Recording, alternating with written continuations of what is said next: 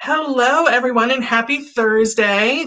Thank you for joining us for Something to Talk About Live. My name is Jamie Henkel, and I'm the Learning and Inclusion Manager at PFLAG National. My pronouns are she and her. And just like every week, I am really quickly going to bring in Jean Marie Nevada, who is the head of my department and my partner in crime here at PFLAG.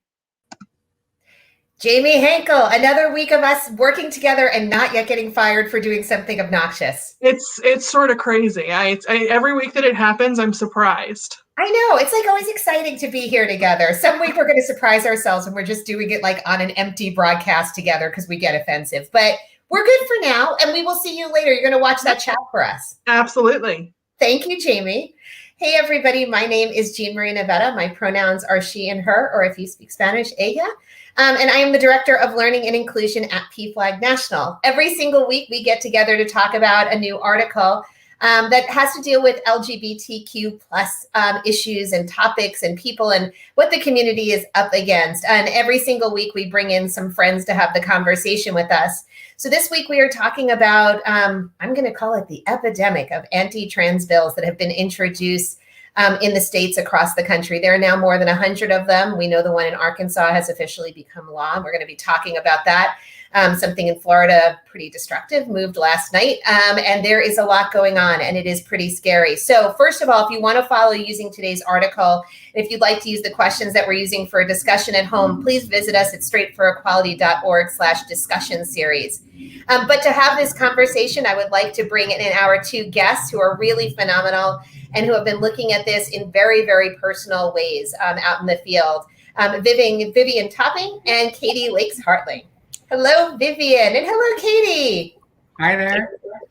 I'm so grateful for the two of you to be here because you're both taking this on in pretty significant ways and in ways that look really different. But before we get, and there's my mom saying hello, before we get started, Vivian, can you just give people a quick blurb about the Equality Federation and how to find Equality Federation if they don't know? Yeah, definitely. So first, best way to find us is equalityfederation.org. or on Instagram, Twitter, and Facebook at Equality Federation. I believe our Instagram and Twitter are at Equality Fed, but it might not be right. Just look for Equality Federation. You'll find us. We are the national network of state-based LGBTQ organizations. So groups like Equality Florida, groups like Equality Texas, Free State Justice in Maryland, different organizations that advocate for LGBTQ equality on a statewide level. Fantastic. Thank you. And Catie, tell us a little bit about the PFLAG Northwest Arkansas chapter.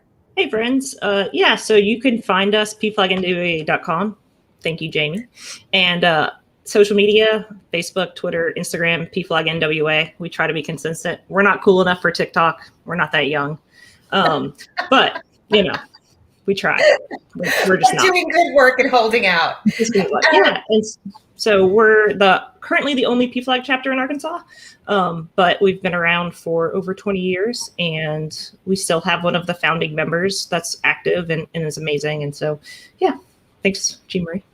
Thank you, Catie. And so I want to start talking about what's happening out there because it's ugly.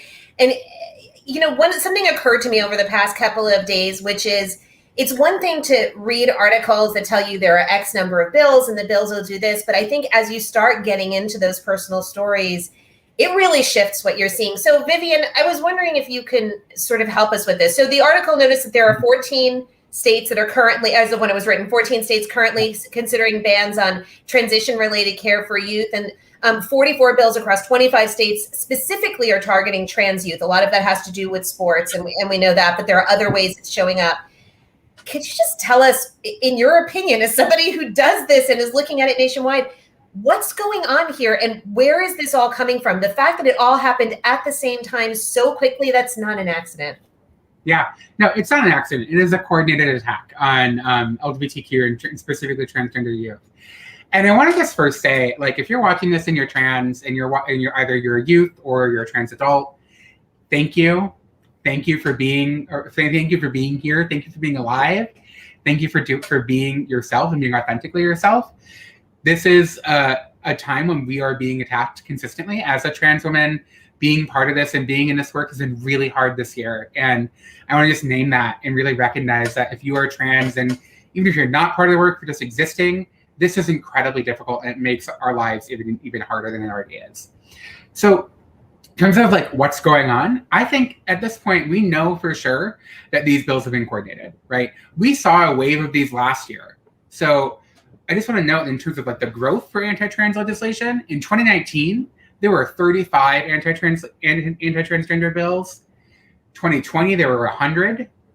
Now in 2021, there are 147 specific anti-transgender bills. That's not just the medical care bills, but there's also the athlete bans, the bills that would prevent folks from being able to access updated documents, bathroom bills that are now coming back in a weird way in a few different states. So we are seeing an unprecedented attack on transgender people across the country right now. This is coordinated. These are organizations that have decided to use transgender people as the wedge issue. They've said that outright. You know, there have been organizations that have been in interviews, have been in press articles that have said, we're trying to make this our wedge issue for electoral politics. And so it is coming from a space of wanting to find a way to divide people and to bring people apart. The fact is, like, they can't actually cite any issues when it comes to their athlete bans. The court case in Connecticut that they've cited repeatedly has now been dismissed. They can't cite any real danger here. These are all bills that are in search of a problem, that are seeking to attack transgender youth. The one thing that I would say, and I want to make sure, like, as we're kind of going through here, to know that we are winning overall. Like, when we think about what people care about, what people believe in the country, over 70% of Americans believe in non-discrimination protections for transgender people and for LGBTQ people. 1 in 6 Gen Z youth are LGBTQ.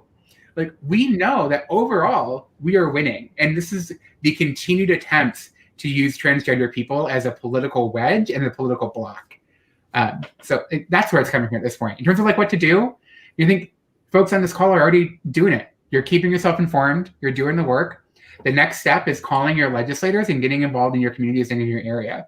You know, I always put out a plug for Equality Federation members. If you are interested in finding a member organization in your state, go to equalityfederation.org/members, and you'll find all of our member organizations listed there. Thank you. Thank you. And, thank you for saying we're winning. I have to tell you, the past few days, actually past couple of weeks looking at this, I've had this moment of, I didn't feel that. And I'll admit it. I said it this morning to somebody when I was talking. I feel like I look at a number like 147. I just wrote it down. And it feels like losing to me. And it feels like so much good happened. And I think it's feeling really overwhelming. And so I'm really glad that you said that, because I think you just shifted my perspective a little bit. And it does make me feel a little bit more fierce about the whole thing. And I do just want to say, and I know that we're going to talk a bit about Arkansas. I know Catie can tell us a bit more about what's happening there. The fact that the governor in Arkansas and the governor in North Dakota both vetoed anti-trans bills. The governor in Arkansas did let other anti-trans bills through. But the fact that he at least vetoed one, and then in North Dakota, another Republican governor vetoed a bill, that's huge. And in Kansas, we had a Democratic governor who vetoed the bill. So we know that this is not real. This is not a thing. This is a thing that even Republicans can agree with us, that these kinds of bills are attacks. Thank you for saying that. I think I really needed my attitude adjusted. Thank you so much. That I'm sitting here and I'm like, this is for other people, and yet I'm shifting. Yeah, it's hard right now. It is hard right now, but we are winning, and this is the battle, not the war. So Catie, I want to talk a little bit about Arkansas, because that is one of those places where bad things happened, and it was a fierce fight. And I know the chapter and groups like Equality Federation and all the organizations came together, did so much work on this. Could you tell us a little bit about, I think for people who are not familiar with what happened in Arkansas, could you give just a quick snapshot of what went down there? And then can you talk a little bit about what this immediate impact looks like? Yeah, so we had, I think, at least 14 anti-LGBTQ, more specifically anti-trans bills this session. Our legislation broke. The end of the session was yesterday. So we're finally get like a breath, but there are some bills that are going to the governor's desk. So we'll see what happens there. So they've passed the trans youth ban, sports ban. We were able to block the pronoun ban. So there was a bill about pronouns where school district employees would not have to use preferred pronouns or names. They could use whatever the original birth certificate name and gender pronouns were. And so that one was blocked, but the trans youth healthcare ban, the trans youth sports ban are the two biggest ones. And then there's a medical conscious bill that was passed that is, well, not specifically aimed at trans people, is aimed at trans people. So those have been hard. The governor did veto the trans youth healthcare ban, and then our legislature overrode the veto the following day. But there's been a great group of organizations, specifically trans organizations, Jean-Marie, that have been doing the work. Down in Little Rock, so we're in the northwest corner of the state, hence Northwest Arkansas. Is Intransitive and Lucy's Place and the Young Trans Women's Project that are doing really great work. There's a newer mutual aid group up in our corner, Reconcile Arkansas, that's trans-led. And so the trans-led organizations have been in it, and we've been glad to partner with them and support them and really amplify their voices, because their voices are what's most important. Our organization is trans-led, so we have on our board of, I think that we have 9 board members. 2 of them are trans women. So it's important for us to give them that voice. But supporting trans-led organizations specifically is something that we've been lucky to do and honored to do the work in our state with. So the big one, I think, is the medical healthcare ban, right, for youth. And so it doesn't go into effect till 90 days from yesterday. So we have a little bit of it's not in effect yet. And so the main providers are still providing care, and they say they will provide care until the minute they can't. I know our friends at ACLU Arkansas are prepping a lawsuit. And so we're expecting that and hoping for a stay and hoping we can get some more, time for these kids and their families. But it's scary seeing the states around us have the same bills. So you think Northwest Arkansas, we're really close to Oklahoma and Missouri. You can go across state lines, as long as the bills don't pass there. Yes. We're pretty hopeful that the courts will agree with us and see that these are human rights attacks, and overturn this bill. But we'll see. I mean, parents and kids are scared. They're scared. We hosted a Q&A with a local provider the day after the override was done, because people are just scared, and they want just some questions around, what do I do? When does it go into effect? They don't know. I get emails from parents who are moving here out of state, and they're like, am I going to be able, my kid hasn't started treatment. Can they start treatment? Can I find a provider? So it's a lot of those questions, and just, keeping people afloat, knowing, as Vivian said, that we're winning. And again, Jean-Marie, I'm with you. It doesn't feel like we're winning in Arkansas, right? But the trans community is vibrant and amazing here, and that is a good thing, right? We're going to take care of them, and they're going to take care of themselves, and we're going to support each other together. And I think that's what it comes down, what it's going to come down to in some places where some of this stuff has gone into effect. Vivian, because you're looking nationwide because of Equality Federation, one of the things in this article where, this article talked to a lot of parents, and some parents were talking about, I might need to leave this state. But I mean, the reality is that not everyone can just pick up and go. So what kind of things are you seeing happening in the states to support people who find themselves in these situations? And if you can give a little bit of detail to what, for example, some of these medical bans might mean, because I'm not sure everyone fully understands quite how deep and insidious they can be. I think that would be helpful. Well, I'll tell a little bit more, I'll explain a bit more about the medical care bans, just to be really specific there. I will say up front, the questions that you're asking me about what to do, where to go, I have no idea. And I think that those are really hard questions for a lot of folks right now. And I think that for any person, any family of a trans kid, any transgender child, it's to hold on and to keep being there and do the things that can be best for you. I think I want to name the fact that this does impact people's mental health. This does contribute to the epidemic of violence against transgender people, and particularly against Black transgender women. And so like, I want to name that, especially when we're talking about the athlete bans. Yeah. Those athlete bans are specifically targeting Black transgender women. That's the Connecticut case that they bring up every single time. And it is hard to be there. And it's like, my general message is, hold on, we're there, we've got your back, and we're doing the best that we can. You know, like it is just hard at this point.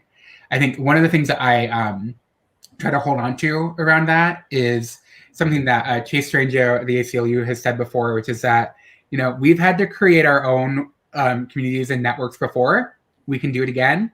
We can keep doing it. And so stay with community, hold on, and be there. In terms of specifically the different medical care bans, so depending on the state, they have different types of bans. I'm just going to do a big overview of what those general types are. So first, sometimes they ban specific types of care. So we saw a bill in Montana that actually failed, HB 427, that specifically banned surgeries for transgender youth. And you know, we know that while most transgender youth may not access surgery, banning certain types of care just doesn't make sense. That bill fortunately died. We also know that some of the other states have included specifically around hormone replacement therapy or puberty blockers. Some of them have included counseling and therapy in terms of the care that's banned.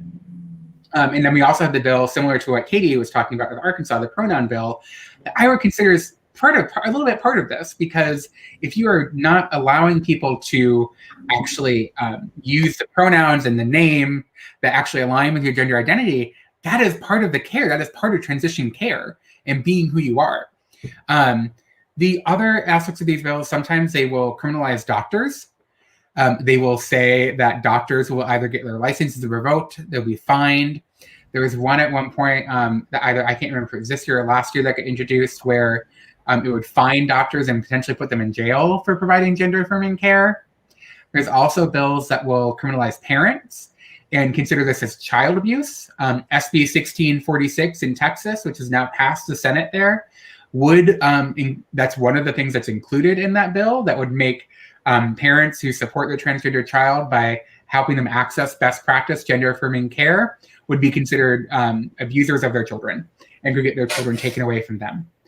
And so these are incredibly insidious and dangerous and horrifying, because they are not only just trying to ban this type of care, they're also trying to attack the people who could provide that care and the parents who are doing the best thing for their kid. Yep. Yeah. And I'll add, in Arkansas, it does prevent them from giving referrals. So your current provider couldn't refer you to someone out of state. It makes the healthcare policies that include coverage, gender-affirming care for trans youth, non-tax deductible, because they're considering the tax deduction public funds. So they're trying to force healthcare providers to not cover this type of care, so that you can't go somewhere else and seek it. Yeah, I was going to say, Catie, thank you for bringing that up, because one of the last bits is banning insurance providers from being able to have this kind of care. So, I was going to say, this feels like it's a little bit out of the anti-choice playbook in some respects, the way it's going. It totally is. All of this is the same kind of tactics that they've used. And to be clear, I know this is a little bit off of what we're talking about, but these kinds of attacks, these kinds of things, calling transgender, going after youth, going after parents that are affirming, going after people and calling transgender people sexual deviants, or any of these kinds of things, these are the same attacks that they've been using for 60 years. These are the same kinds of attacks that were used in California when, in the 70s, they voted on whether or not gay people can be teachers. Yep. These are the same things that they've been using for 60 years. That is how old that kind of thing is, and even older than that. So there is something kind of refreshing about knowing that you can't come up with anything else, so you're still using the same stuff that you were using during the Briggs Initiative. That's kind of tragic. So I want to talk about what we do. And I know that we're figuring it out. I mean, we are literally figuring some of this out as we go along. But I was telling somebody that I was speaking to that when I read this week's article, it was Catie. I was talking to you yesterday, and I mentioned that when I was reading some of these stories, the one parent saying, I'm going to have to tell my daughter she can't go out for cheerleading, it broke my heart. It just absolutely broke my heart, because things like playing sports are such a part of growing up. And it's such a part of your experience in interacting with people. So I want to talk about how we address this, as advocates, as activists, as allies, especially for those of us who are not trans identified, because I think there is always this consciousness of we don't want to take up too much space, but we also want to use the privilege that we have of often people are paying attention. And Catie, this is a conversation that I think you have had with me a lot of times about making sure that we are standing alongside and not speaking for. So I'd like to start with you on this one. So what do you think are some of the things that people who want to help should keep in mind as they are doing this kind of advocacy, both in formal and informal ways? Yeah, so I think it's important to connect with trans people and to connect with parents of trans youth and see, do they want to speak, right? Can you use whatever space that is to amplify their voice? The mom in the article of Brooke is actually a coworker of mine. And so I've heard her tell that story. And I coached high school basketball for 10 years. You may not know me about that, Jean Marie. That's my butch side. And as a cis woman who grew up playing sports, I'm sure I played against trans women. I don't know. It's probably, like, chances are it happened. I played enough, trust me. And so we need to ask them and then say, can I share your story? It's not always safe for these trans youth, especially in states like Arkansas, to be out and to be public about that, right? To say, hey, you're talking about me, is scary. And, our school systems aren't necessarily supportive here. We've seen that. We have school, workers who are and teachers who are, and kids find those kids find those teachers. They find those adults. We always have, and we always will. That's not going to change, right? But connecting with them, and if you don't know trans people, you do, and make an effort to make them part of your life. Having trans people in your life will show your neighbors and your friends and your kids and your parents and your grandparents that these people are human and that they deserve all the same rights as the rest of us cisgender folks. It's no different. And so I think if you're trying to be an ally and an advocate, amplify their voices, bring them with you, give them the option to speak there when they can. And if they can't, or if they're not comfortable using their name, ask if you can tell their story. And tell it in a genuine way. I wish this was a happier conversation, and it's not. And it's a bummer. But there's trans youth in Arkansas that are thriving and surviving, and getting to tell their stories themselves or through aliases, and it's awesome to hear and to see. And so it's great to see parents get to share that and be proud of their kids. And so just remember to be proud of them, and don't always talk about it like it's them and there's us. It's all of us. And then just help build that community, because building community is what will save us. It's what's always saved us, and it's what's going to save us here. Our community will take care of each other, and we're here to do it forever. Thank you. And Vivian, advice to people right in the beginning. You talked about paying attention to the bills that are going and making sure that you're out there, but what else should people do? And could you also address one of my favorite things is, if you are living in a place where people are largely supportive of people who are trans, if your legislators are supportive, what should people in those places be doing? Yeah, no, definitely. I think I want to echo everything that Catie said. Like, with every single piece of this, it's trans-led, trans-directed. So even when you're talking with trans youth and having trans youth deserve that agency to say, I want to share my story, or I don't want to share my story. They will figure it out for themselves. The important thing that you can do is to really make sure that, especially for youth, that they understand what that means, right? That, like, okay, if you're going to the legislature and you're going to testify at the legislature, that means that anyone can find that, right? Like, that's public record. Make sure that they know that. If you're putting it out publicly, like, anybody can find that, and make sure that they understand, like, this is what that means. And same with any kind of like media work, like making sure that folks understand, if you're talking to a reporter, if you're talking in an article, like, be careful of what you want to share, and know that, like, there are moments when you can be there, but also be brave and authentic in what you do, and like, have courage, and know that, like, we want to hear your story. People want to hear your story. They need to hear it. In terms of other things to be doing, and even if you're in a state that doesn't have this kind of thing happening, we still need to do the work to ensure that we're then protecting trans healthcare in those states. And so talking to your legislator about the importance of working on protecting that healthcare, of updating gender documents to make sure that everyone's able to update a gender marker, making sure that we are eliminating all the barriers that come for transgender folks. And to be clear too, that's not just things like gender markers. That's also things like universal health care. It's also things like minimum wage and living wage. That's also things like climate justice. There's so many, all these things affect transgender people too. And when we think about it, there's also this epidemic of violence against transgender folks. It doesn't care about whatever state boundary you have. We've seen a 100% increase this year in transgender folks who've been murdered.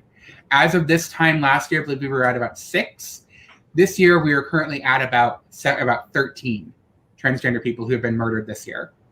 And so keeping in mind that like this is still happening. And so getting involved with the local organizations, local mutual aid groups, getting involved with your legislators and talking to them about how to protect and how to affirm transgender people and transgender youth in their state, those are the next steps. If you're in a state that doesn't have these kinds of attacks, like thank your lucky stars, and then make sure that you can like make the state a better, more livable place for transgender people. Thank you. I agree, Vivian. I'm just going to jump in, Jean Marie. Sorry. I would add the states where you see it happening, help. You can still call. You can still email. You can find, if you have the means to financially support the trans-led groups that are doing the most work. Happy to take your donations, but for us, it's important that the trans-led groups that are doing the most work are typically the most underfunded. And so make sure they're being funded so that they can pay for their mental health care while they're doing this work, because it's tough on them. Yeah, it is. I'm going to ask Jamie if she can pop back in. I think we have time to probably get through maybe one question. I know that a few have come up. Yeah, I think that this is an important question and one that we at PFLAG hear a lot. Somebody is the parent of a trans child and wants to be a vocal advocate and ally, but isn't quite sure how to do that without outing their kid. Do you have any recommendations, any resources, any tool? I mean, anything that would help a parent in that situation? I have so many thoughts and so many things that you can do. So first of all, talk to your kid. How do they feel about it? Are they okay with you doing that? And keep talking to them regularly, right? Like, okay, you did one thing. Were they okay with that? If they were, great. I want to do this next thing now. Like, are you okay with that? And keep doing that and make sure that you are giving your kid agency in that work.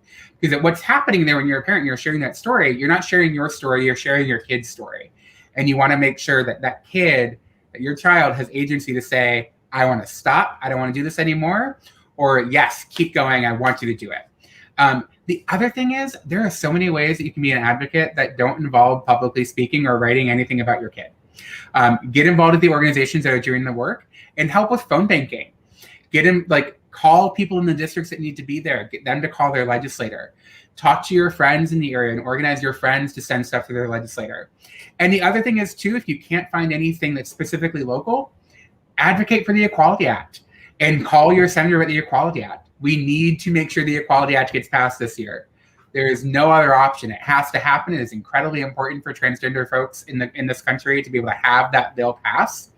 And calling your senator and telling the Senate to get moving on it and to make it pass, that's where you need to go. Yeah, I'll add, if you don't have trans adult friends, make trans adult friends. Get trans adults in your circle so that your kid has someone to look up to, that they see just living their life and existing and being affirmed in that. And then you can speak with your friends, right? With your trans adult friends on trans topics and amplify their voice, and you're amplifying your kid's voice without outing your kid. If your kid's not comfortable with that. Consent is absolutely, Vivian. It's all about consent. Yeah, absolutely. Jamie, you're still muted. We still are doing this. We can't get through it, Jamie. It's only been like 54 weeks. I don't know how I would not. So this is, it brings us to the end of our time together. We had time for one question, but it was a good one. Vivian, Jamie? Can I say one more thing? I'm sorry, I missed one thing there. The other thing, elect pro-equality candidates. Work to elect pro-equality candidates. because the people who are doing this are state legislators. You can make a huge impact in those elections. Elect for equality candidates or potentially run yourself. There are groups like the Victory Fund out there if you want to run and you're an LGBTQ person. Other groups like Emily's List. Run, change who's making the decisions. That's the other step. Perfect. Thank you. No, perfect. We have a whole bunch of talkers today. This is such a good show because I always want these to go like another hour. Once again, my case for PFLAG After Dark. Vivian, Catie, Jamie, thank you so much. And we will continue this conversation. This is definitely not the end. Thank you both for everything that you're doing. We appreciate you so much. And that brings us to the end of another show. This was a tough one. I just want to be clear. My life is better because there are people who are trans in it. And I consider it one of the biggest gifts from God ever, that I have had people in my life nearly my entire life. And this is the fight we have in front of us. We need to do this. This is absolutely unacceptable. 147 pieces of legislation. Never again. So we will see you again next week. Please come back. We'll have another conversation. Please continue to wear your masks where appropriate. I have my yellow one this week. As we always close up, run fast, laugh hard, and most of all, be kind. We'll see you again next week on Something to Talk About. Have a good week, everybody. Bye.